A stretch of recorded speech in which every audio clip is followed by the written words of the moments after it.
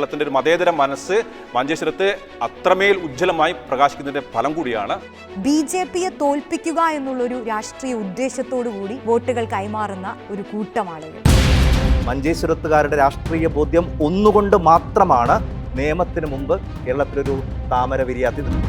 ഇടതുപക്ഷം വീക്ക് ആണെങ്കിൽ 2006 ഇലക്ഷൻ ഒരിക്കലും CH കുഞ്ഞമ്പ് ജയിക്കില്ല. EK നയനാർ മത്സരിച്ച ഒരു ജില്ല, AKGയുടെ നാട്, അവിടെ കഴിഞ്ഞ കുറേ നാളുകളായി ഇടതുപക്ഷം എന്തുകൊണ്ട് 3ാം സ്ഥാനത്തേക്ക് പോകുന്നു എന്ന് ചോദിച്ചാൽ ആ 13,000 വോട്ടിൻ്റെ ഭൂരിപക്ഷം എങ്ങനെ അവിടെ കിട്ടിയെന്ന് വെച്ച് കഴിഞ്ഞാൽ അത് ക്രോസ് വോട്ടിംഗ് കൊണ്ട് മാത്രമാണ്. കർണാടകത്തിലുള്ള അധികാരമാറ്റം അവരെ UDF എന്ന് പറയുന്ന ഒരു സംവിധാനത്തിൽ കൂടുതൽ ഉറച്ചു നിൽക്കാൻ അവിടുത്തെ UDF വോട്ടർമാരെയും ഏതെങ്കിലും തരത്തിൽ UDFനോടൊപ്പം ഏതെങ്കിലും കാലത്ത് നിന്നിരുന്ന ആളുകളെയും പ്രേരിപ്പിക്കുന്ന ഒരു കാര്യമായിട്ടാണ് കണക്ക് കൂട്ടുന്നത്. മുസ്ലിം വോട്ടുകാരല്ല, ഹിന്ദു വോട്ടർമാർ കൂടുതലുള്ള ഒരു ബൂത്തുകളാണ് അതൊക്കെ. പക്ഷേ അവിടങ്ങളിൽ നിന്നുള്ള വോട്ട് ഏണി ചിഹ്നത്തിൽ മത്സരിക്കുന്ന ലീഗിന്റെ സ്ഥാനാർത്ഥിക്കാണ് കിട്ടുന്നത്. അതായത് K. സുരേന്ദ്രൻ അന്നത്തെ BJPയുടെ സംസ്ഥാന അധ്യക്ഷൻ വരുന്നതിന് 2011 അതിനും 10 വർഷം മുന്നേ BJPയെ തോൽപ്പിക്കാൻ വേണ്ടി ക്രോസ് വോട്ടിംഗ് തുടങ്ങിയിട്ടുണ്ടെന്ന്. മഞ്ചേശ്വരം തുടർന്നു പോരുന്ന അതിൻ്റെ ഒരു മതേതര ഫാബ്രിക് എന്ന് പറയുന്ന ഒരു സ്പേസിൽ ഇടതുപക്ഷം എടുക്കണമെങ്കിൽ നിലപാട് നിർണായകമാണ്. 2021 തന്നെ BJP പിടിക്കാവുന്നതിന്റെ മാക്സിമം വോട്ടുകൾ അവർ പിടിച്ചു കഴിഞ്ഞു. K. സുരേന്ദ്രനോളം ശക്തമായ ഒരു സ്ഥാനാർത്ഥി മുഖം അവിടെ BJPക്ക് ഇല്ല. ഹെലികോപ്റ്റർ വിളിച്ച് പറഞ്ഞത് വെറുതെ. എന്റെ ചിറകുകൾ ഒടിക്കാൻ ചിലർ ശ്രമിക്കുന്നു എന്നാണ് അശ്വിനി ഫേസ്ബുക്ക് പോസ്റ്റ് ഇട്ടത്. RSS എന്നൊരു സംവിധാനം സുരേന്ദ്രന് വേണ്ടി അർത്ഥത്തിൽ പ്രവർത്തിച്ചിട്ടില്ല. എല്ലാ കണക്കുകളും BJPക്ക് എതിരായിട്ടുള്ള ഒരു അവസ്ഥയാണ് നിലവിലുള്ളത്. അർജുന്റെ സഹോദരിയുടെ കല്യാണത്തിന് അർജുന്റെ അമ്മ പുറത്തുനിന്ന് ആരും വിളിച്ചിട്ടില്ല. പക്ഷെ വിളിച്ചത് മഞ്ചേശ്വരത്തുകാരനായ AK മഷ്റഫിനെയാണ്.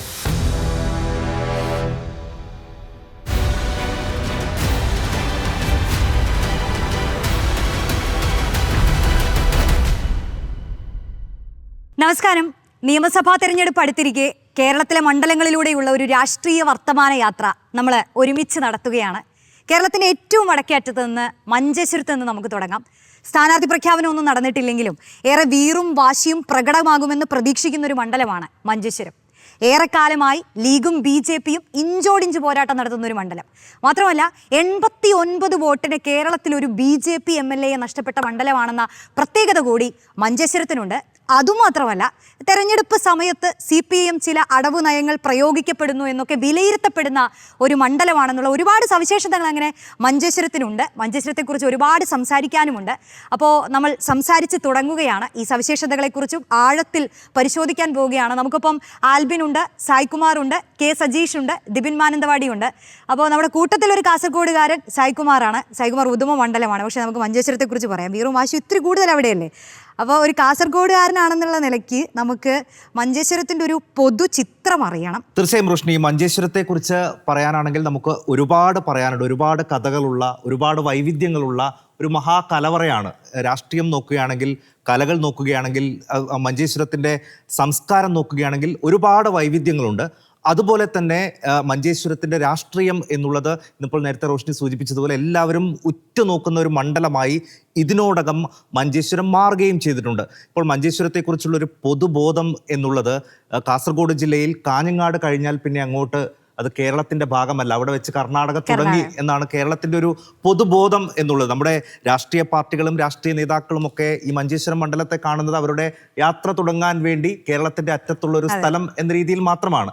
ഇതുവരെ നമ്മൾ അങ്ങനെ കണ്ടിട്ടുള്ളൂ. പക്ഷേ കഴിഞ്ഞ കുറേ നാളുകളായി മഞ്ചേശ്വരം മണ്ഡലത്തിൽ ഉരുത്തിരിയുന്നൊരു രാഷ്ട്രീയമുണ്ട്. അവിടെ ഇപ്പോൾ കർണാടകയുടെ എല്ലാ സംസ്കാരങ്ങളെയും അവിടെയുള്ള ജനത സ്വീകരിച്ചിരിക്കുന്നു, അല്ലെങ്കിൽ അവരോട് ഇഴചേർന്ന് ജീവിക്കുന്നു എന്ന് പറയുന്നുണ്ടെങ്കിലും അവിടുത്തെ രാഷ്ട്രീയത്തെ ഒരു പരിധിക്കപ്പുറം അവരിലേക്ക് എത്തിക്കാൻ ആ മഞ്ചേശ്വരത്തെ ജനത അനുവദിച്ചിട്ടില്ല എന്ന് തന്നെ നമ്മൾ പറയേണ്ടി വരും. ഇപ്പോൾ ഏറ്റവും അവിടുത്തെ ഒരു ഭൂമിശാസ്ത്രപരമായ പ്രത്യേകത നോക്കുകയാണെങ്കിൽ മംഗലാപുരത്തേക്ക്, അതായത് കർണാടകയിലേക്ക് വെറും 20 കിലോമീറ്റർ ദൂരം മാത്രമേ മഞ്ചേശ്വരത്ത് നിന്നുള്ളൂ. ജില്ലാ കേന്ദ്രമായ കാസർഗോഡേക്ക് അതിനേക്കാൾ ദൂരത്തിൽ അവർക്ക് വരണം. മഞ്ചേശ്വരത്തുള്ള അവരെ സംബന്ധിച്ച എല്ലാ കാര്യങ്ങൾക്കും അവർ ആശ്രയിക്കുന്നത് കർണാടകയാണ്. ആശുപത്രി ആയാലും മറ്റ് പ്രധാനപ്പെട്ട അമ്പലങ്ങളായാലും ക്ഷേത്രങ്ങളായാലും എല്ലാം മംഗലാപുരത്തെ ആശ്രയിച്ച് കഴിയുന്ന ഒരു ജനവിഭാഗമാണ്. ഇനിയിപ്പോൾ ഭാഷയുടെ കാര്യം നോക്കുകയാണെങ്കിൽ മലയാളികൾ ഇല്ലാത്തൊരു മണ്ഡലം എന്ന് നമുക്ക് മഞ്ചേശ്വരത്തെ പറയാം. അവിടെ ഹിന്ദുക്കൾ സംസാരിക്കുന്നത് തുളു ഭാഷയിലാണ്, മുസ്ലിങ്ങൾ ഉറുദു ഭാഷ സംസാരിക്കുന്നുണ്ട്, കൊങ്കൺ സംസാരിക്കുന്ന ക്രിസ്ത്യാനികളുണ്ട്, പ്യാരി സംസാരിക്കുന്ന ആളുകളുണ്ട്. അങ്ങനെ ഓരോ പ്രദേശത്ത് ഓരോ പഞ്ചായത്തിലും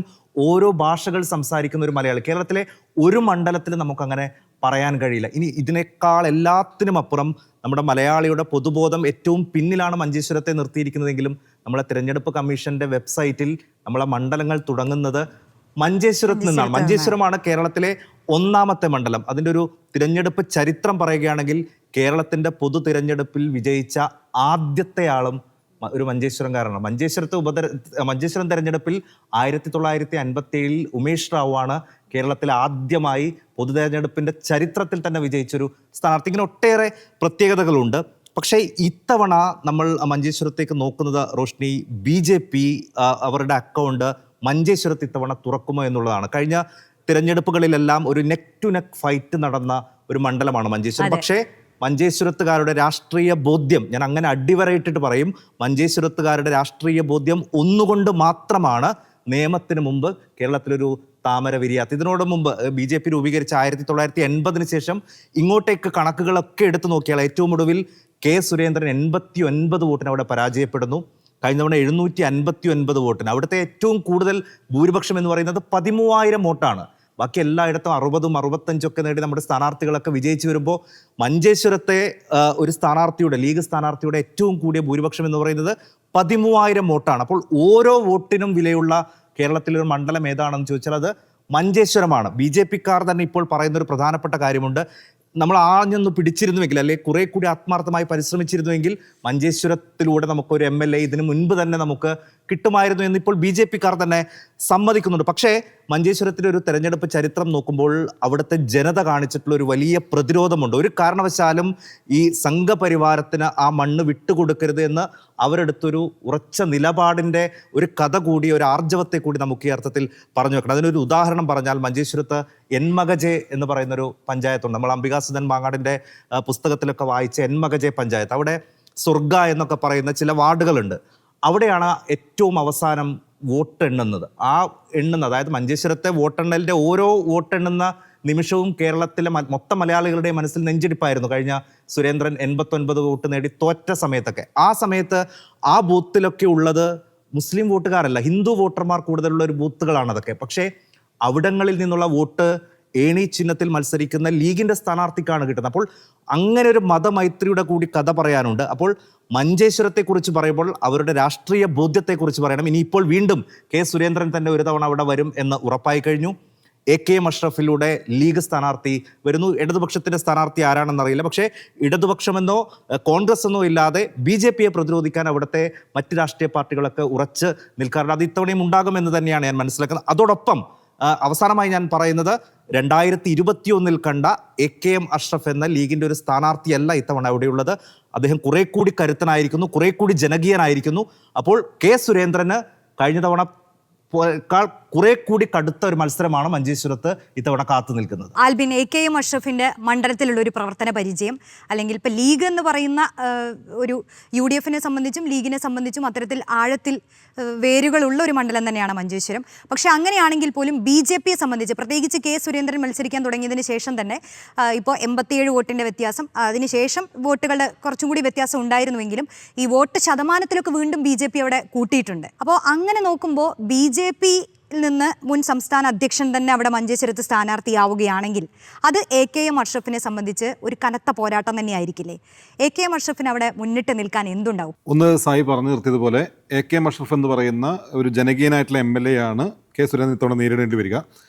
2021 കാസർകോട്ടെ ഒരു പ്രാദേശിക ലീഗ് നേതാവ് എന്നർത്ഥത്തിലുള്ള AKM അഷ്റഫിൽ നിന്ന് അവിടുത്തെ ജനകീയ വിഷയങ്ങൾ ഇടപെടുന്ന, അവിടെ 8 പഞ്ചായത്തുകളും സ്റ്റേഡിയങ്ങൾ സ്ഥാപിച്ച, അവസാനം നടന്ന ടോൾ പ്ലാസ വിഷയത്തിനകത്ത് ശക്തമായ നിലപാടെടുത്ത് ആ ആക്ഷൻ കമ്മിറ്റിയെ നയിച്ച് ആ ടോൾ നിർത്തലാക്കുന്ന തരത്തിലേക്ക് മാറിയ ഒരു AKM അഷ്റഫിനെയാണ് K. സുരേന്ദ്രൻ ഇത്തവണ നേരിടേണ്ടി വരിക. അങ്ങനെ AKM അഷ്റഫിൻ്റെ ഒരു വ്യക്തിപ്രഭാവം ആദ്യമായി വലിയ ഗുണം ചെയ്യും.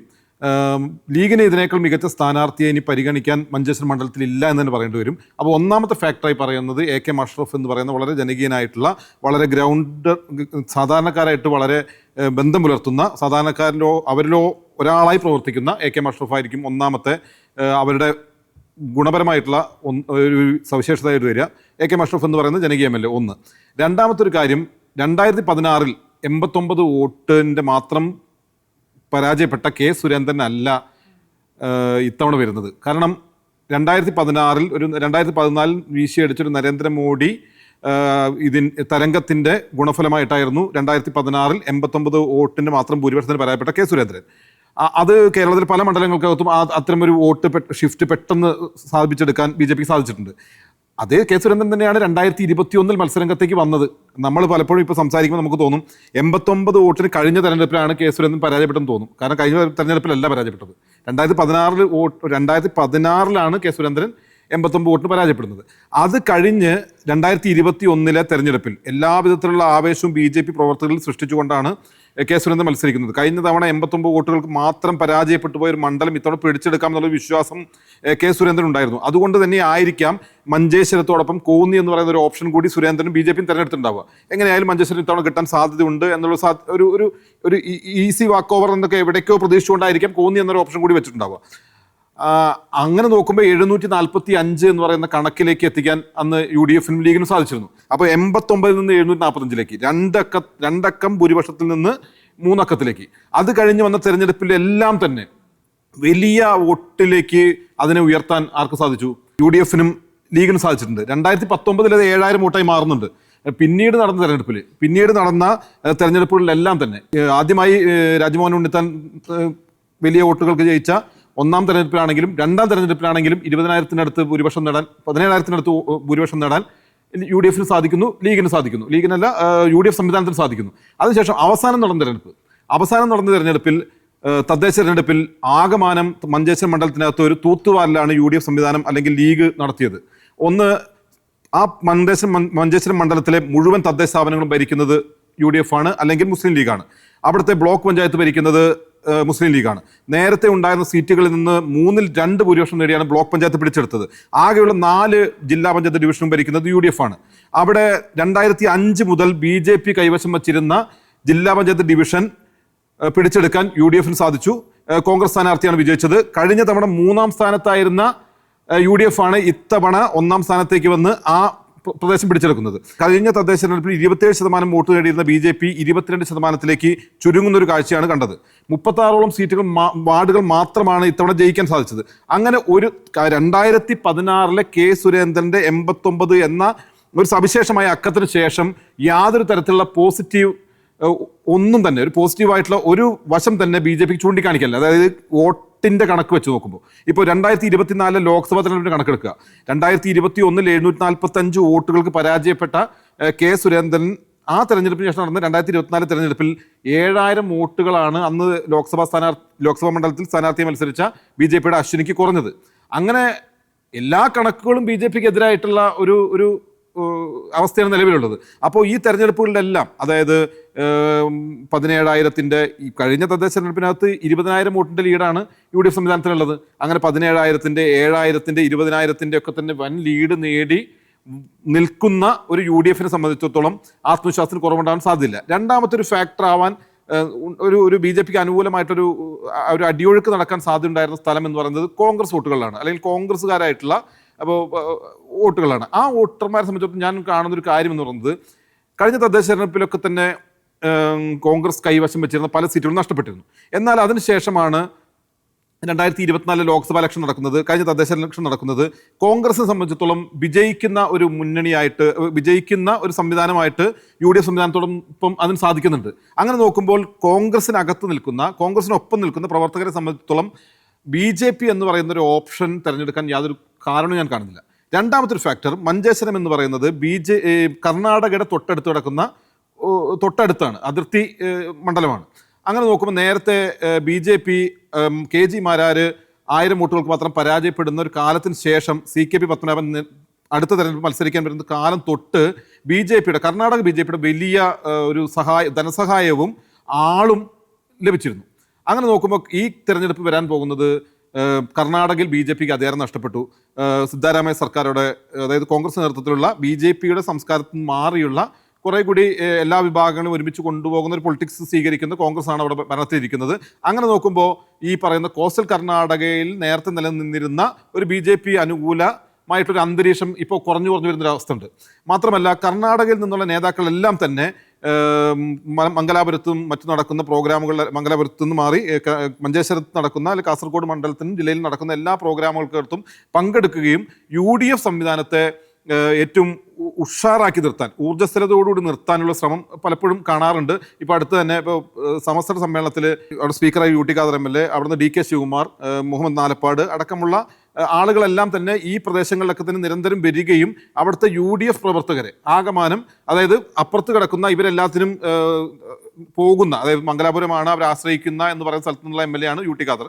അവിടെ നിന്നുള്ള ഒരു വലിയ സംവിധാനം കൂടി തങ്ങളെ പിന്തുണയ്ക്കാനുണ്ട് എന്ന് പറയുന്നത് വലിയൊരു ആത്മവിശ്വാസം കൂടി അവിടുത്തെ UDF സംവിധാനത്തിലുണ്ട്. അപ്പോൾ AK അഷ്റഫ് എന്ന് പറയുന്ന MLA അതോടൊപ്പം തന്നെ കഴിഞ്ഞ തെരഞ്ഞെടുപ്പുകളിലെല്ലാം നേടിയിട്ടുള്ള വലിയ ലീഡ്, വലിയ പോസിറ്റീവായിട്ടുള്ള സീറ്റുകൾ പിടിച്ചെടുക്കുന്നു, വലിയ തരത്തിലുള്ള കണക്കുകൾ അവരെ സഹായിക്കുന്നു. അതോടൊപ്പം തന്നെ കർണാടകത്തിലുള്ള അധികാരമാറ്റം അവരെ UDF എന്ന് പറയുന്ന ഒരു സംവിധാനത്തിൽ കൂടുതൽ ഉറച്ചു നിൽക്കാൻ അവിടുത്തെ UDF വോട്ടർമാരെയും ഏതെങ്കിലും തരത്തിൽ UDF-നോടൊപ്പം ഏതെങ്കിലും കാലത്ത് നിന്നിരുന്ന ആളുകളെയും പ്രേരിപ്പിക്കുന്ന ഒരു കാര്യമായിട്ടാണ് ഞാൻ കണക്ക് കൂട്ടുന്നത്. അതുകൊണ്ട് തന്നെ മഞ്ചേശ്വരം മണ്ഡലത്തിനകത്ത് കഴിഞ്ഞ 2021 BJP പ്രതീക്ഷിച്ചിരുന്ന ഒരു അനുകൂല ഫാക്ടർ കുറേയും കൂടി അതിൽ നിന്ന് അകന്നു പോയിരിക്കുന്നു എന്നാണ് ഞാൻ മനസ്സിലാക്കിയിട്ടുള്ളത്. ഇപ്പോൾ മഞ്ചേശ്വരത്തെ സംബന്ധിച്ച് സജീഷ്, ഇങ്ങനെ ഒരു ക്രോസ് വോട്ടിംഗ് നടക്കണമെന്ന് പറയുന്ന ഒരു വിലയിരുത്തലുള്ള ഒരു മണ്ഡലമാണ്. അപ്പോൾ ഇപ്പോൾ 2019 ഉപതെരഞ്ഞെടുപ്പായാലും 2021 ആണെങ്കിലും ഇത് എല്ലാവരും ഉയർത്തിക്കാട്ടുന്ന ഒരു കാര്യമാണ്. ഇപ്പോൾ അടുത്ത് ലീഗ് നേതാവ് മാഹിൻ ഹാജി അത് പറയുമ്പോൾ K സുരേന്ദ്രൻ അത് ഏറ്റുപിടിക്കുന്നുണ്ട്. ഇത് ഞങ്ങൾ നേരത്തെ പറഞ്ഞതല്ലേ, ഇപ്പോഴാണോ നിങ്ങൾ കേൾക്കുന്നതെന്നൊക്കെ K സുരേന്ദ്രൻ പറയുന്നുണ്ട്. പക്ഷേ അങ്ങനെ ഉള്ളൊരു മഞ്ചേശ്വരത്തിൻ്റെ ഒരു രാഷ്ട്രീയ സ്വഭാവം എങ്ങനെയാണ്? അതായത് BJPയെ തോൽപ്പിക്കുക എന്നുള്ളൊരു രാഷ്ട്രീയ ഉദ്ദേശത്തോടു കൂടി വോട്ടുകൾ കൈമാറുന്ന ഒരു കൂട്ടം ആളുകൾ, ആ സവിശേഷത എന്താണ് മഞ്ചേശ്വരത്തെക്കുറിച്ച് പറയാനുള്ളത്? കറക്ഷനാണ്. അതായത് കേരളത്തിലെ 139 മണ്ഡലങ്ങളില്ലാത്തൊരു സവിശേഷത റോഷൻ പറഞ്ഞ ഈ സവിശേഷതയാണ്. BJPയെ തോൽപ്പിക്കാൻ വേണ്ടിയിട്ട് LDFും UDFും കൂടി ചേരുന്ന ഒരു ക്രോസ് വോട്ടിംഗ് നടക്കുന്ന, ഒരുപക്ഷെ ഏറ്റവും വലിയ തോതിൽ ക്രോസ് വോട്ടിംഗ് നടക്കുന്ന ഒരു മണ്ഡലമാണ് മഞ്ചേശ്വരം. മഞ്ചേശ്വരത്തിൻ്റെ ചരിത്രം പരിശോധിച്ചാൽ ഉടനീളം ഇത്തരം രാഷ്ട്രീയ പരീക്ഷണങ്ങളും രാഷ്ട്രീയ സങ്കീർണതകളും ഉണ്ടായിട്ടുണ്ട്. 1991 KG മാരാർ മത്സരിക്കുന്ന സമയത്താണ് അവിടെ മാരാറെ ജയിപ്പിക്കാൻ വേണ്ടി UDFും BJPയും ചേർന്നു സഖ്യമുണ്ടാക്കിയെന്നോ സഹകരണം ഉണ്ടാക്കിയെന്നോ ആരോപണം വരുന്നത്. അതേ മഞ്ചേശ്വരത്താണ് പിന്നീട് 2001 ക്രോസ് വോട്ടിംഗ് അതിൻ്റെ ഏറ്റവും വലിയ അളവിൽ നടന്നത്. 2001 മഞ്ചേശ്വരം മണ്ഡലത്തിൻ്റെ ചരിത്രത്തിൽ ഏറ്റവും ഉയർന്ന ഭൂരിപക്ഷം ഉണ്ടായിരുന്നു, 13,000 വോട്ടിൻ്റെ ഭൂരിപക്ഷം. ആ 13,000 വോട്ടിൻ്റെ ഭൂരിപക്ഷം എങ്ങനെ അവിടെ കിട്ടിയെന്ന് വെച്ച് കഴിഞ്ഞാൽ അത് ക്രോസ് വോട്ടിംഗ് കൊണ്ട് മാത്രമാണ്. കാരണം ഇതുവരെയുള്ള അതിൻ്റെ തെരഞ്ഞെടുപ്പ് ചരിത്രം പരിശോധിച്ചാൽ ഉടനീളം നമുക്ക് കാണാൻ വളരെ നേരിയ ഭൂരിപക്ഷം മാത്രമാണ്. 89 ഉണ്ട്, 745 ഉണ്ട്, 1000 ഉണ്ട്, 600 ഉണ്ട്, 700 ഉണ്ട്. അവിടെ 13,000 വോട്ടിൻ്റെ ഭൂരിപക്ഷം ചെർക്കളം അബ്ദുള്ളയ്ക്ക് ലഭിക്കാനുള്ള പ്രധാനപ്പെട്ട കാരണം അന്ന് നടന്ന ക്രോസ് വോട്ടിംഗ് ആണ്. ക്രോസ് വോട്ടിംഗ് എന്തുകൊണ്ട് നടക്കുന്നു? അവിടെ ക്രോസ് വോട്ടിംഗ് നടക്കുന്നതിന് കാരണം BJP ജയിക്കാൻ ഏറ്റവും സാധ്യതയുള്ള BJP താരമൂല്യത്തോടെ കാണുന്ന ഇത്തവണ അല്ലെങ്കിൽ ഏത് തവണയാണെങ്കിലും ഇത് ഞങ്ങളുടെ കയ്യിൽ കിട്ടിയെന്ന് കരുതുന്ന ഒരു മണ്ഡലമാണ് മഞ്ചേശ്വരം. ആ മഞ്ചേശ്വരം മണ്ഡലത്തിൽ നേരത്തെയൊക്കെ ചിന്തിച്ചിരുന്നെങ്കിൽ അല്ലെങ്കിൽ പ്രാക്ടിക്കലായി പൊളിറ്റിക്കൽ രാഷ്ട്രീയം കളിച്ചിരുന്നെങ്കിൽ BJP എപ്പോഴേ കിട്ടേണ്ട മണ്ഡലമാണ് മഞ്ചേശ്വരം. അതായത് K സുരേന്ദ്രൻ അന്നത്തെ BJPയുടെ സംസ്ഥാന അധ്യക്ഷൻ വരുന്നതിന് 2011 അതിനും 10 വർഷം മുന്നേ BJPയെ തോൽപ്പിക്കാൻ വേണ്ടി ക്രോസ് വോട്ടിംഗ് തുടങ്ങിയിട്ടുണ്ടെന്ന്. തീർച്ചയായിട്ടും അത് BJPയുടെ ശക്തി മഞ്ചേശ്വരത്ത് നമുക്ക് എല്ലാവർക്കും അറിയാവുന്നതാണ്. BJPക്ക് ഇത്രയും ശക്തി ഉള്ളൊരു മണ്ഡലം, അല്ലെങ്കിൽ BJPയുടെ കയ്യിലേക്ക് ഒരു മണ്ഡലം വരും എന്ന് കരുതിയ ഏറ്റവും ആദ്യത്തെ മണ്ഡലം മഞ്ചേശ്വരമാണ്, അല്ലേ? നിയമമൊക്കെ പിന്നീടാണ് വരുന്നത്. പക്ഷെ അത് BJPക്കാർക്ക് മനസ്സിലായില്ലെന്നാണ്. BJPക്കാർക്ക് മനസ്സിലായില്ല. BJPക്കാർക്ക് മനസ്സിലായില്ല. അവിടുത്തെ വോട്ടർമാർ പരമാവധി, അല്ലെങ്കിൽ ഈ BJP അനുഭാവികളായ വോട്ടർമാർ പരമാവധി ശ്രമിച്ചെങ്കിലും BJPക്ക് അത് മനസ്സിലാക്കാൻ സാധിച്ചില്ല. കാരണം അങ്ങനെ കഴിഞ്ഞിരുന്നെങ്കിൽ കോന്നിയിലേക്കും കൂടി സുരേന്ദ്രൻ പാലയിടില്ലായിരുന്നു. അതായത് മഞ്ചേശ്വരത്ത് പൂർണ്ണമായ ശ്രദ്ധ ചെലുത്തിയിരുന്നെങ്കിൽ സുരേന്ദ്രന്റെ കയ്യിൽ 2016 ലഭിക്കേണ്ട മണ്ഡലമാണ് മഞ്ചേശ്വരം. ഹെലികോപ്റ്റർ വിളിച്ച് പറഞ്ഞത് വെറുതെയായി. അതെ, അത് ഒരു ഈസി വാക്കോർ പ്രതീക്ഷ. പക്ഷെ അവിടെ ഈ പറഞ്ഞ പോലെ BJP തോൽപ്പിക്കാൻ എന്ത് വില കൊടുത്ത് BJPക്ക് തോൽപ്പിക്കാൻ UDFിനൊപ്പം അതേ സപ്പോർട്ട് കൊടുക്കാൻ LDF ഉള്ളപ്പോൾ ആ ഒരു അപകടം മുന്നിൽ കണ്ട് മഞ്ചേശ്വരത്ത് ഒരു സ്ഥിരമായിട്ടുള്ളൊരു സാന്നിധ്യമായി മാറാൻ സുരേന്ദ്രന് കഴിയണമായിരുന്നു. പക്ഷേ കഴിഞ്ഞില്ല. മാത്രമല്ല എല്ലാ തെരഞ്ഞെടുപ്പുകളിലാണെങ്കിൽ പോലും അദ്ദേഹം തെരഞ്ഞെടുപ്പ് അടുപ്പിച്ച് മാത്രമേ ഒരുപക്ഷെ മണ്ഡലത്തിൽ എത്താറുള്ളൂ.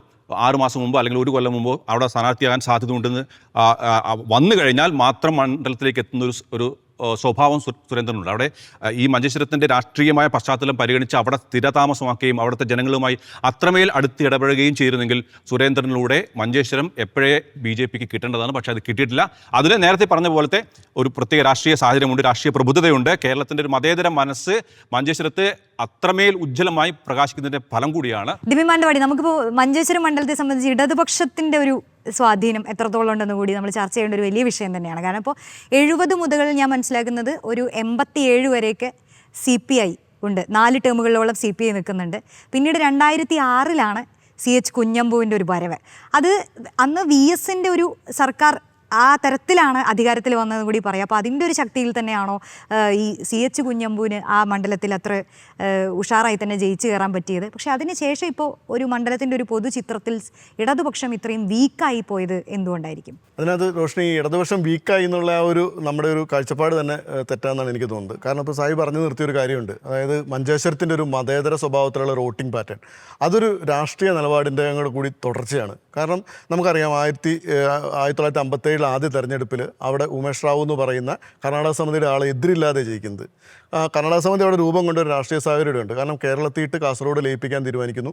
ഇതിനെതിരായിട്ട് കന്നഡ സംസാരിക്കുന്ന ആളുകളുടെ ഒരു ഐക്യം എന്നുള്ള രീതിക്കാണ് ഈ ഒരു സംവിധാനം രൂപപ്പെടുന്നത്. അതിനുശേഷം നടന്ന 3 തെരഞ്ഞെടുപ്പിൽ, അതായത് 1957, 60, 65 ഈ 3 തെരഞ്ഞെടുപ്പിലും അവിടെ ജയിച്ചത് കന്നഡ സമിതിയായിട്ട് ബന്ധപ്പെട്ടാണ്. അതിൽ 65 ഉമേഷ് ഈ മഹാബല ഭണ്ഡാരി എന്ന് പറയുന്ന ആൾ കോൺഗ്രസുമായിട്ട് ബന്ധപ്പെട്ടാണ് പ്രവർത്തിച്ചിരുന്നത്. പക്ഷേ അതിന് അടുത്ത കൊല്ലം 65 വന്നപ്പം 67 വന്നപ്പോൾ അദ്ദേഹം പിന്നെയും എന്തായി കർണാടക സമിതിയുടെ ഭാഗമായിട്ട് നിന്നു. പിന്നീട് 70 ഇലക്ഷൻ വരുമ്പോഴാണ് ഈ കർണാടക സമിതിയുടെ സ്വാധീനം അവിടെ കുറയണത്. 70 ഇലക്ഷൻ അവർ 2ാം സ്ഥാനത്തേക്ക് പോയി. ആ ഘട്ടത്തിലാണ് CPIയുടെ സ്ഥാനാർത്ഥി അവിടെ ജയിക്കുന്നത്. ഈ CPI ജയിക്കുന്നത് CPI എന്നുള്ളത് ഇടതുപക്ഷമായിട്ട് നിന്നിട്ടല്ല. CPI എന്ന് കോൺഗ്രസ് മുന്നണിയിലാണ്. ലീഗ് അടക്കമുള്ള ആളുകളുടെ പിന്തുണയോടെയാണ് അവിടെ CPI ജയിക്കുന്നത്. അതിനടുത്ത ടൈം CPI ജയിച്ചു, അതിനടുത്ത ടൈം CPI ജയിച്ചു. 82 CPI ഒരു ഇടതു മുന്നണി വലതു മുന്നണി എന്നുള്ള സ്വഭാവത്തിൽ കേരളത്തിലെ രാഷ്ട്രീയ സാഹചര്യം മാറുന്നു. അങ്ങനെ 82 പിന്നെയും CPI അവിടെ ജയിക്കുന്നതാണ്. അന്നാണ് ശരിക്കും ഒരു ഇടതുപക്ഷ സ്വഭാവത്തിൽ അവിടെ ഒരു വിജയം ഉണ്ടാവണമെന്നുള്ളതാണ് യാഥാർത്ഥ്യം. പിന്നീട് അതിനുശേഷം അപ്പോഴത്തേക്ക് എന്ത് ചെയ്യുന്നത്, BJP ഉദയം ചെയ്യുന്നുണ്ട്. 82 BJPയോട് ആദ്യമായിട്ട് മത്സരിക്കുന്നത്. ഈ 82 ഇലക്ഷൻ എന്ന് വെച്ച് കഴിഞ്ഞാൽ വളരെ പ്രധാനമാണ്. കാരണം ഈ 82 ഇലക്ഷൻ്റെ സമയത്ത് എന്ത് ചെയ്യണം, BJP ഉദയം ചെയ്യുന്നു, ഇടതു വലത് മുന്നണികൾ ഉണ്ടാവുന്നു. ഈ ഒരു രാഷ്ട്രീയ സാഹചര്യത്തിൻ്റെ തുടർച്ചയാണ് പിന്നീട് അങ്ങോട്ട് ഉണ്ടാവുന്നത്. 87 ആകുമ്പോഴേക്കും അവിടെ മുസ്ലിം ലീഗ് മത്സരിക്കാൻ വരികയാണ്. ഈ മുസ്ലിം ലീഗ് മത്സരിക്കാൻ വരണത് ഞാൻ വിചാരിക്കുന്നു ഈ മഞ്ചേശ്വരം മണ്ഡലത്തെ സംബന്ധിച്ച് ഈ നമ്മളീ പറഞ്ഞ ഈ സാഹചര്യം രൂപപ്പെട്ട പ്രധാന ഒരു ഘടകമാണ്. കാരണം തുടർന്ന് അങ്ങോട്ടുള്ള ഓരോ തെരഞ്ഞെടുപ്പും പരിശോധിച്ചാൽ നമുക്കറിയാം ഇടതുപക്ഷത്തിൻ്റെ ഒരു രാഷ്ട്രീയ നിലപാട് ഒരിക്കലും മഞ്ചേശ്വരം ജയിക്കുക എന്നുള്ളതായിരുന്നില്ല, പകരം BJP ജയിക്കാതിരിക്കുക എന്നുള്ളതാണ് ഞാൻ മനസ്സിലാക്കുന്ന ഒരു രാഷ്ട്രീയം. അതായത് 1991 KG മാരാരെ പോലുള്ള ഒരാൾ കോൺഗ്രസിൻ്റെയും UDFൻ്റെ ഒക്കെ പിന്തുണയോടെ മത്സരിക്കാൻ വന്നതാണ്. പിന്നീട് വെളിപ്പെടുത്തലുണ്ടായതാണ്, നമുക്ക് ബോധ്യമുള്ള ഒരു കാര്യമാണ്. അപ്പോൾ ആ ഒരു ഘട്ടത്തിൽ പോലും അവിടെ KG മാരാർ ജയിക്കാതിരുന്നത് ഇടതുപക്ഷം എടുക്കുന്ന നിലപാടാണ്. ആ നിലപാടെന്ന് വെച്ച് കഴിഞ്ഞാൽ ഇപ്പോൾ നമുക്കറിയാം അവിടുത്തെ ഒരു ഭൂരിപക്ഷം വരുന്ന ന്യൂനപക്ഷ വിഭാഗം അവരുടെ വോട്ട് സ്പ്ലിറ്റ് ചെയ്യാതിരിക്കുക, അതോടൊപ്പം തന്നെ ഹിന്ദു വോട്ട് കേന്ദ്രീകരിക്കാതിരിക്കുക. ഈ 2 സ്ട്രാറ്റജി കൊണ്ടാണ് ഇടതുപക്ഷം എപ്പോഴും സ്ഥാനാർത്ഥി നിർണയം തൊട്ട് വോട്ടിംഗ് പാറ്റേണിൽ വരെ ഇടതുപക്ഷം പ്രയോഗിക്കുന്ന ഒരു തന്ത്രമാണ്. അതുകൊണ്ടാണ് പുറത്തു നിന്ന് നോക്കുന്ന ഒരാൾക്ക് അവിടെ ഇടതുപക്ഷം വീക്കാണെന്ന് തോന്നുന്നത്. ഇടതുപക്ഷം വീക്ക് ആണെങ്കിൽ 2006 ഇലക്ഷൻ ഒരിക്കലും CH കുഞ്ഞമ്പു ജയിക്കില്ല. ഒരു VS തരംഗമുണ്ട്. അതിലൊക്കെ ഉപരിയായിട്ട് ലീഗിനകത്ത് അന്ന് ഉരുണ്ട് കൂടിയിട്ടുള്ള ഒരു ആഭ്യന്തര പ്രശ്നങ്ങളുണ്ട്. മറ്റേ അന്ന് ചെർക്കളത്തോടുള്ള ഒരു എതിർപ്പുണ്ട്. ഈ വിഷയങ്ങളൊന്നും എന്താണ് വോട്ടാക്കി മാറ്റാൻ BJPക്ക് സാധിക്കാതിരുന്നത് ആ അർത്ഥത്തിൽ ലീഗുകാർ വോട്ട് ചെയ്തുകൊണ്ടാണ്. പക്ഷേ ഈ ഇങ്ങെത്തുന്ന സമയത്ത് ഇപ്പോൾ 2026 എത്തിക്കുന്ന സമയത്തേക്ക് നോക്കുകയാണെങ്കിൽ ഇടതുപക്ഷത്തിന്റെ സ്വാധീനം കുറേശ്ശെ കുറഞ്ഞു വരുന്നുണ്ട്. അത് സ്വാധീനം കുറയണ ഒരു ഘടകം സ്വാഭാവികമായിട്ടും അല്ല. ഞാൻ പറയട്ടെ, തുടർച്ചയായിട്ട് 3ാം സ്ഥാനത്തേക്ക് പോകുന്ന ഒരു പാർട്ടിയെ സംബന്ധിച്ച് ഒരു ആത്മവിശ്വാസത്തിന്റെ തലമൊക്കെ ഉണ്ടല്ലോ, അതിലൊക്കെ പ്രവർത്തകർ കുഴപ്പമൊന്നുണ്ടാവും. പിന്നെ സ്വാഭാവികമായിട്ടും ഞാൻ വിചാരിക്കുന്ന ഒരു ഇലക്ഷൻ വരുമ്പോൾ ഇടതുപക്ഷം എടുക്കുന്ന നിലപാട് ഇത്തവണ ഇവിടെ BJP ജയിക്കുന്ന നിലപാടാണ് എല്ലാ പ്രാവശ്യം എടുക്കണം. അപ്പോൾ നമുക്കിപ്പോൾ ഈ ഇലക്ഷൻ തന്നെ എടുത്തു നോക്കാം. സ്ഥാനാർത്ഥി നിർണ്ണയമായിട്ട് ബന്ധപ്പെട്ട് ചർച്ചയിൽ ഉയർന്നു വരുന്ന 3 പേരാണ്. ഒന്ന് KR ജയാനന്ദ എന്ന് പറഞ്ഞിട്ടുള്ള CPMൻ്റെ സംസ്ഥാന ജില്ലാ സെക്രട്ടേറിയറ്റ് അംഗം. 2 ഷാനവാസ് പാദൂർ എന്ന് പറഞ്ഞ് കോൺഗ്രസ് പാരമ്പര്യമുള്ള ഇടതുപക്ഷത്തിനൊപ്പം നിൽക്കുന്ന കഴിഞ്ഞ ജില്ലാ പഞ്ചായത്തിലൊക്കെ വലിയ പെർഫോമൻസ് നടത്തി ജില്ലാ പഞ്ചായത്ത് വൈസ് പ്രസിഡന്റ് ആയിരുന്നിട്ടുള്ള വലിയ കുടുംബ സ്വാധീനമൊക്കെ ഉള്ളൊരു വ്യക്തിയാണ്. അദ്ദേഹം അവിടെ നിന്ന് കഴിഞ്ഞാൽ ഒരു ഉറച്ച ബെറ്റാണ്. 3ാമത് ഇപ്പോൾ കുമ്പള ഏരിയ സെക്രട്ടറി, CPMൻ്റെ Kumbla area secretary CA Subair. ഈ CA സുബൈറും ഈ ഷാനവാസ് പാദൂരും CPMനെ സംബന്ധിച്ച് ഉറച്ച ബെറ്റാണ്. പക്ഷെ അവരെ മത്സരിപ്പിച്ചാൽ സ്വാഭാവികമായിട്ടും അവിടെ ഒരു ഭൂരിപക്ഷ സ്വഭാവത്തിലുള്ള ന്യൂനപക്ഷ വോട്ടിലൊരു ഇതുണ്ടാവും, ഭിന്നിച്ചു പോവുക വോട്ടുകൾ. അതോടൊപ്പം തന്നെ ഹിന്ദു വോട്ടുകളുടെ ഒരു കേന്ദ്രീകരണത്തിന് സാധ്യതയുണ്ട്. അപ്പോൾ അതുകൊണ്ട് CPM സംബന്ധിച്ച് CPM ഒരിക്കലും ഒരു പക്ഷേ അവർ രണ്ടുപേരെ സ്ഥാനാർത്ഥിയാക്കാൻ സാധ്യതയില്ലെന്നാണ് ഞാൻ വിശ്വസിക്കുന്നത്. അപ്പോൾ ഇത്തരത്തിൽ CPM കാണിക്കുന്ന ഒരു ജാഗ്രത, ഇടതുപക്ഷം കാണിക്കുന്ന ഒരു ജാഗ്രതയും കൂടെ കൂടിയാണ് ആ മണ്ഡലത്തിൻ്റെ ഈ സ്വഭാവത്തിൻ്റെ കാരണം. സ്വാഭാവികമായിട്ട് അങ്ങനെ ഒരു ജാഗ്രത കാണിക്കുമ്പോൾ നമുക്ക് പുറത്തുനിന്ന് നോക്കുമ്പോൾ അതൊരു ദൗർബല്യമൊക്കെയായിട്ട് ഫീൽ ചെയ്തേക്കാം. പക്ഷേ ഞാൻ വിചാരിക്കുന്നത് സായി പറഞ്ഞ പോലെ ഇപ്പോഴും മഞ്ചേശ്വരം തുടർന്നു പോരുന്ന അതിൻ്റെ ഒരു മതേതര ഫാബ്രിക് എന്ന് പറയുന്ന ഒരു സ്പേസിൽ ഇടതുപക്ഷം എടുക്കുന്ന ഈ നിലപാട് നിർണായകമാണ്. അത് തന്നെയാണ് സുരേന്ദ്രൻ ഈ അടുത്ത് പറഞ്ഞത്, ഈ ക്രോസ് വോട്ടിങ്ങിനെ പറ്റിയൊക്കെ വേറൊരു സ്വഭാവത്തിൽ അവർ പ്രസൻറ്റ് ചെയ്യാൻ ശ്രമിക്കുന്നത്. അപ്പോൾ അതുകൊണ്ട് ഇടതുപക്ഷം വീക്കല്ല, ഇടതുപക്ഷം അല്ല, ഇടതുപക്ഷം നിങ്ങൾ ആലോചിച്ച് നോക്കി, കെ നയനാർ മത്സരിച്ച ഒരു ജില്ല, AKGയുടെ നാട്, അവിടെ കഴിഞ്ഞ കുറേ നാളുകളായി ഇടതുപക്ഷം എന്തുകൊണ്ട് 3-ാം സ്ഥാനത്തേക്ക് പോകുന്നു എന്ന് ചോദിച്ചാൽ BJP വരാതിരിക്കാൻ അവർ സ്വീകരിച്ചൊരു നിലപാട് എന്ന് മാത്രമേ അതിന് ഉത്തരവുണ്ടാവും. BJP തുടർച്ചയായി 2ാം സ്ഥാനത്തുമാണ്. പക്ഷേ സജീഷ്, ഈ കെ സുരേന്ദ്രൻ വരുമ്പോൾ തന്നെയും പ്രാദേശികമായി BJPയുടെ ഇടയിലൊരു എതിർപ്പുണ്ടല്ലോ. ഇപ്പോൾ അശ്വനി, അഡ്വക്കേറ്റ് കെ ശ്രീകാന്തിൻ്റെ പേരൊക്കെ ഉയർന്നു കേട്ടതാണ്. പക്ഷേ കെ സുരേന്ദ്രൻ എന്നുള്ളൊരു പേരിലേക്ക് ഫൈനലായി എത്തുകയാണ്. ഇപ്പോൾ നേരത്തെ ആൽബിൻ സൂചിപ്പിച്ച ആ ടോൾ വിഷയത്തിലൊക്കെ ഏറ്റവും ആദ്യം അശ്വനിയാണ് സംസ്ഥാന അധ്യക്ഷൻ വിളിച്ചു പറഞ്ഞു എന്ന് പറഞ്ഞിട്ട് ആ കാര്യം മാധ്യമങ്ങളെ അറിയിക്കുന്നത്. അതിനുശേഷമാണ് കെ സുരേന്ദ്രൻ്റെ ഫേസ്ബുക്ക് പോസ്റ്റൊക്കെ വരുന്നത്. അപ്പോൾ അശ്വനിയുടെ ഒരു ആഗ്രഹം ഉണ്ടാവും, BJP സംസ്ഥാന അധ്യക്ഷൻ്റെ ഒരു നിലപാട് നമുക്കറിയാം. അപ്പോൾ കെ സുരേന്ദ്രനെ തന്നെ മഞ്ചേശ്വരത്ത് ഇറക്കുമ്പോൾ പ്രാദേശികമായി പ്രശ്നങ്ങളുണ്ടോ അവിടെ? പ്രാദേശികമായിട്ട് ഇപ്പോൾ കേരളത്തിലെ എല്ലാ മണ്ഡലങ്ങളിലും എടുത്തു നോക്കിക്കഴിഞ്ഞാലും BJPക്ക് പാർട്ടിക്കുള്ള വിഭാഗീയത അവിടെ പ്രശ്നമാകുന്നുണ്ട്. അതിപ്പം ഈ ശക്തി മണ്ഡലമായി കണക്കാക്കുന്ന മഞ്ചേശ്വരമാണെങ്കിലും നിയമമാണെങ്കിലും എല്ലാം തന്നെ നമുക്ക് തന്നെ അറിയാവുന്ന BJP സംസ്ഥാന നേതൃത്വം തന്നെ രണ്ടായി ചേരിതിരിഞ്ഞ അവസ്ഥയാണ് ഇപ്പോൾ ഉള്ളത്. ശീത സമരം ഇപ്പോഴും ആ പാർട്ടിക്കുള്ളിൽ നടക്കുന്നുണ്ട്. ഒരു ഭാഗത്ത് കെ സുരേന്ദ്രൻ, മറുഭാഗത്ത് രാജീവ് ചന്ദ്രശേഖർ, അങ്ങനെ ആ 2 വിഭാഗങ്ങളായിട്ട് തിരിഞ്ഞതാണ്. അവിടെ തന്നെ കെ സുരേന്ദ്രൻ സ്ഥാനാർത്ഥിത്വം ലഭിക്കുന്നതുമായി ബന്ധപ്പെട്ട് നേരത്തെ ചില പ്രശ്നങ്ങളുണ്ടായിരുന്നു. പക്ഷേ അതൊക്കെ മറികടന്നുകൊണ്ട് അദ്ദേഹം വന്നു. പ്രാദേശിക നേതൃത്വം, അവിടുത്തെ മഞ്ചേശ്വരം മണ്ഡലം അല്ലെങ്കിൽ BJPയുടെ മഞ്ചേശ്വരം പ്രാദേശിക ഘടകം നേതൃത്വം സുരേന്ദ്രൻ വരണമെന്ന് ആഗ്രഹിക്കുന്ന ആൾക്കാരാണ്. അവരത് ആവശ്യപ്പെടുകയും ചെയ്തിട്ടുണ്ട്. അതുകൊണ്ട് ആ മണ്ഡലതലത്തിൽ BJPക്കുള്ളിൽ ചിലപ്പോൾ പ്രശ്നമുണ്ടായിരുന്നു. പക്ഷേ ജില്ലാ നേതൃത്വത്തിൽ അദ്ദേഹത്തിന് എതിർപ്പുണ്ട്. ML അശ്വിനി ആണെങ്കിലും ശ്രീകാന്ത് ആണെങ്കിലും ഒക്കെ ഒരു ബദ്ധവൈരികളെ പോലെ ഒരുപക്ഷെ ചില ഘട്ടങ്ങളിൽ സുരേന്ദ്രനെതിരെ രംഗത്ത് വന്നിട്ടുണ്ട്. എൻ്റെ ചിറകുകൾ ഒടിക്കാൻ ചിലർ ശ്രമിക്കുന്നു എന്നാണ് അശ്വിനി ഫേസ്ബുക്ക് പോസ്റ്റ് ഇട്ടത്. അതായത് സ്ഥാനാർത്ഥിത്വം കന്നഡ ഭാഷയിൽ, അതോടെ ഏറ്റവും സ്വാധീനമുള്ള കന്നഡ ഭാഷയിൽ ML അശ്വിനി അങ്ങനെ പോസ്റ്റ് ഇടണമെങ്കിൽ അതായത് സുരേന്ദ്രന് വേണ്ടി എന്നെ ഒതുക്കാൻ പാർട്ടി നേതൃത്വം ശ്രമിക്കുന്നു എന്നതാണ് അന്ന് ഉയർന്ന ഏറ്റവും പ്രധാനപ്പെട്ട ആരോപണം. അല്ല, അതിനകത്ത് തന്നെ ഒരു രാഷ്ട്രീയമുണ്ട്. കാരണം എന്ന് വെച്ച് കഴിഞ്ഞാൽ ഒരു പ്രാദേശികവാദത്തിൻ്റെ സ്വഭാവം, കന്നഡ ഭാഷയിൽ അശ്വിനി പോസ്റ്റ് ഇടുന്നു. അതായത് കന്നഡ സംസാരിക്കുന്ന ആളുകളുടെ ഒരു വികാരം കൂടി ഉൾപ്പെടുന്നതാണ് ഈ BJPൻ്റെ അവിടുത്തെ ഒരു സ്ട്രെങ്ത് എന്ന് പറയുന്നത്. അപ്പോൾ അത്തരത്തിലുള്ള ആളുകൾ അഡ്രസ്സ് ചെയ്തുകൊണ്ട് കന്നഡ ഭാഷയിൽ ഞാൻ ഇവിടെ മത്സരിക്കാൻ യോഗ്യയാണെന്ന് പരോക്ഷമായി പറയുന്ന ഒരു സ്വഭാവത്തിലുള്ള പോസ്റ്റ് ഇടുന്നത് എന്നെ തകർക്കാൻ ശ്രമിക്കുന്നുള്ള രീതിക്ക്. അപ്പോൾ സ്വാഭാവികമായിട്ടും സുരേന്ദ്രനെ പോലെ ഒരാൾ വരണ്ട, അദ്ദേഹം പുറത്തുനിന്നൊരാളാണ്, ഇവിടെ കന്നഡ ഭാഷ സംസാരിക്കണം ഞാനുണ്ടെന്നുള്ളൊരു പരോക്ഷ സൂചന നടന്ന പോസ്റ്റ്. പക്ഷേ അശ്വിനി എന്ത് ചെയ്തിട്ടുണ്ട്, പിന്നീട് ഞാനതല്ല ഉദ്ദേശം എന്നൊക്കെ പറഞ്ഞ് തിരുത്തിയിട്ടുണ്ട്. അപ്പോൾ സ്വാഭാവികമായിട്ടും ഈ ഒരു സാധനം ആ അർത്ഥത്തിൽ. പിന്നെ രണ്ടാമത്തെ ഒരു കാര്യം എന്ന് വെച്ച് കഴിഞ്ഞാൽ സുരേന്ദ്രൻ അവിടെ മത്സരിച്ചപ്പോൾ 2011 തൊട്ട് 3-ാം ടൈം 4-ാമത്തെ ടൈം അപ്പോൾ സുരേന്ദ്രൻ വരുന്നത്. ഈ ഘട്ടങ്ങളിലൊന്നും RSS എന്ന് പറയുന്ന എല്ലാ കാലത്തും BJPയുടെ ഗ്രൗണ്ട് റൂട്ടഡായിട്ട് പ്രവർത്തിക്കുന്ന RSS എന്നൊരു സംവിധാനം സുരേന്ദ്രന് വേണ്ടി അർത്ഥത്തിൽ പ്രവർത്തിച്ചിട്ടില്ല. അപ്പോൾ ആ അർത്ഥത്തിൽ ഈ തവണയും സുരേന്ദ്രൻ അത്തരത്തിലൊരു പിന്തുണ കിട്ടുമെന്ന് വിശ്വസിക്കുന്നില്ല. പക്ഷേ അശ്വിനിയെ പോലെ ഒരാളോ ശ്രീകാന്തിനെ പോലെ ഒരാളോ വന്നാൽ ഒരുപക്ഷെ സുരേന്ദ്രന് കിട്ടുന്നേക്കാൾ കൂടുതൽ RSS ബാക്കപ്പ് കിട്ടാനൊരു സാധ്യതയുണ്ട്. അപ്പോൾ അത് പക്ഷേ അപ്പോഴും സുരേന്ദ്രൻ്റെ സ്റ്റേക്കാണ്. സുരേന്ദ്രൻ അവിടെ മത്സരിക്കണമെന്ന് തീരുമാനിച്ചാൽ സുരേന്ദ്രൻ മത്സരിക്കുക തന്നെ ചെയ്യും. സുരേന്ദ്രൻ വേണ്ടാന്ന് തീരുമാനിച്ചാൽ മാത്രമാണ് വേറെ ആളിട്ട് പോകാൻ സാധ്യതയുള്ളൂ. നമ്മൾ ഈ പറയുന്ന പോലെ 3 സ്ഥാനാർത്ഥി പറയുമ്പോൾ തന്നെ സുരേന്ദ്രനോട് മഞ്ചേശ്വരത്ത് കേന്ദ്രീകരിക്കാനും വീടെടുത്ത് താമസിക്കാനും ഒക്കെ പറഞ്ഞു എന്നുള്ളൊരു വാർത്തകളുണ്ട്. ഏതാണ്ട് സുരേന്ദ്രൻ എന്ന അർത്ഥത്തിലേക്ക് വന്നിട്ടുണ്ട്. അപ്പോൾ സുരേന്ദ്രൻ വേഴ്സസ് ഈ പറയുന്ന തവണ സുരേന്ദ്രൻ അല്ലാതെ മറ്റൊരു ഓപ്ഷൻ BJPക്ക് മുന്നിൽ ഇല്ല. കാരണം കെ സുരേന്ദ്രനോളം ശക്തമായ ഒരു സ്ഥാനാർത്ഥി മുഖം അവിടെ BJPക്ക് ഇല്ല. ML അശ്വിനി വന്നു കഴിഞ്ഞാൽ. പക്ഷേ അതേസമയം ദിലീപ് മാനന്തവാടി പറഞ്ഞൊരു പോയിന്റും പ്രധാനപ്പെട്ടത് തന്നെയാണ്. കാരണം തെരഞ്ഞെടുപ്പ് സമയത്ത് മാത്രം വന്ന് മണ്ഡലം കേന്ദ്രീകരിച്ച് പ്രവർത്തിക്കുന്ന ഒരു രീതി. കാരണം BJPയെ സംബന്ധിച്ച് ഇപ്പം നേരത്തെ പറഞ്ഞിട്ടുണ്ടെങ്കിൽ ഇപ്പോൾ സുരേഷ് ഗോപിയുടെ രീതി നമുക്കറിയാം. തൃശ്ശൂർ എന്ന് പറയുമ്പോൾ അവിടെ തന്നെ കുറേ കാലം, അങ്ങനെ കുറച്ചു കാലം മുന്നേ മണ്ഡലം കേന്ദ്രീകരിച്ച് പ്രവർത്തിക്കുന്ന ഒരു രീതി സുരേന്ദ്രനുണ്ടോ? ഈ AKM അഷ്റഫ് ഈ ലീഗിനകത്തും ഈ പ്രശ്നങ്ങൾ ഉണ്ടായിരുന്നു. ഇപ്പൊ ചെർക്കള അബ്ദുള്ള ആകട്ടെ, അവിടെ അതിന് മുൻപ് മത്സരിച്ച ലീഗ് നേതാക്കളാകട്ടെ, അവരാരും മഞ്ചേശ്വരംകാരായിരുന്നില്ല, തൊട്ടടുത്തുള്ള കാസർഗോഡ് ജില്ലക്കാർ തന്നെയായിരുന്നു. പക്ഷേ AKM അഷ്റഫിനുള്ള ഒരു ഗുണം എന്നുള്ളത് മഞ്ചേശ്വരത്ത് തന്നെ ഏറ്റവും, അതായത് മഞ്ചേശ്വരത്തിന്റെ അതിർത്തിയിൽ ജനിച്ച ഒരാളാണ്, കർണാടകയിൽ പോയി ഡിഗ്രി ചെയ്ത ഒരാളാണ്, ഗോവിന്ദ പൈ മെമ്മോറിയൽ കോളേജിൽ പോയി ABVPയെ തോൽപ്പിച്ച് യൂണിവേഴ്സിറ്റി കൗൺസിലറായി 3 വട്ടം ABVPയെ തോൽപ്പിച്ച് യൂണിവേഴ്സിറ്റിയിൽ ജയിച്ചു കയറിയ ഒരാളാണ്.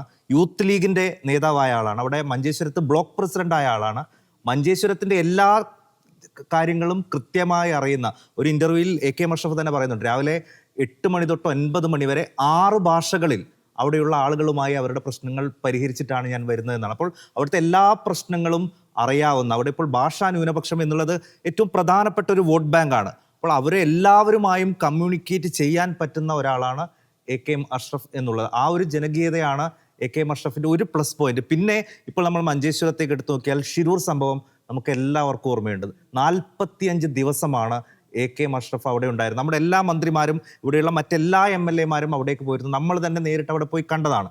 അവിടെ കർണാടക നേതൃത്വവുമായി അവിടുത്തെ ആളുകളുമായിട്ടൊക്കെയുള്ള കോർഡിനേഷൻ നടത്തിയത് AK മഷ്റഫാണ്. ഇപ്പോൾ ഏറ്റവും ഒടുവിൽ അർജുന്റെ സഹോദരിയുടെ കല്യാണത്തിന് അർജുന്റെ അമ്മ പുറത്തുനിന്ന് ആരും വിളിച്ചിട്ടില്ല, പക്ഷെ വിളിച്ചത് മഞ്ചേശ്വരത്തുകാരനായ AK മഷ്റഫിനെയാണ്. അത് അദ്ദേഹം വളരെ വൈകാരികമായി പറയുകയും ചെയ്തിട്ടുണ്ട്. അങ്ങനെ എല്ലാ പ്രശ്നങ്ങളിലും ഇടപെടുന്ന ഒരു യുവാക്കളുടെ നല്ലൊരു ടീമിനെയൊക്കെ വാർത്തെടുക്കാൻ AK മഷ്റഫിന് കഴിഞ്ഞിട്ടുണ്ട്. അതുകൊണ്ടാണ് ഞാൻ നേരത്തെ പറഞ്ഞത് 2021 കണ്ട ഒരു AK മഷ്റഫിനെ അല്ല K സുരേന്ദ്രൻ ഇത്തവണ അവിടെ നേരിടാൻ പോകുന്നത്.